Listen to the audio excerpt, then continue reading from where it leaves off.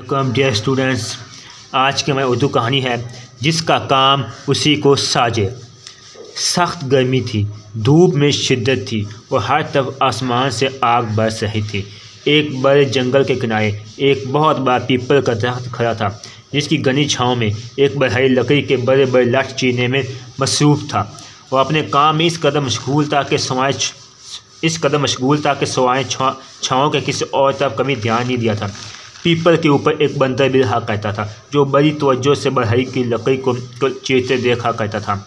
उसे बढ़ई का काम इतना पसंद आया कि वो चाहता था कि वो भी बढ़ई बन जाए, वो भी लठ पर बैठकर इस तरह लकड़ी चीरे जिस तरह बढ़ई काम करता है।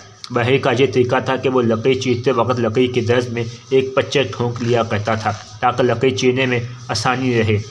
बंदर जो सारा काम देखता और मौका तलाश करता रहता। एक दिन का जिक्र है कि बढ़ई किसी ज़रूरी काम के तहत लठ से उठ गया। उसने आरी और पच्चर दोनों अपनी जगह छोड़ दी और कुछ देर के लिए दूर चला गया।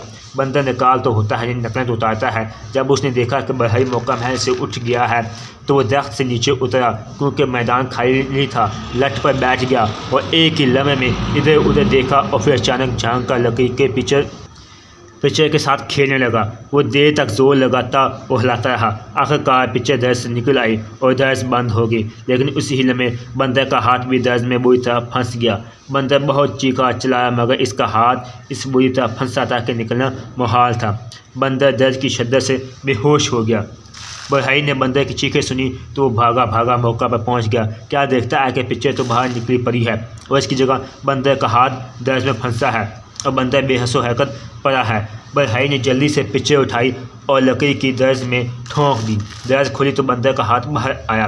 बंदर आज़ाद तो हो चुका था मगर ये क्या, बंदर तो मर चुका था। बढ़ई तो बंदर की इस तरह मरने का बहुत दुख हुआ। वो बड़बड़ाने लगा।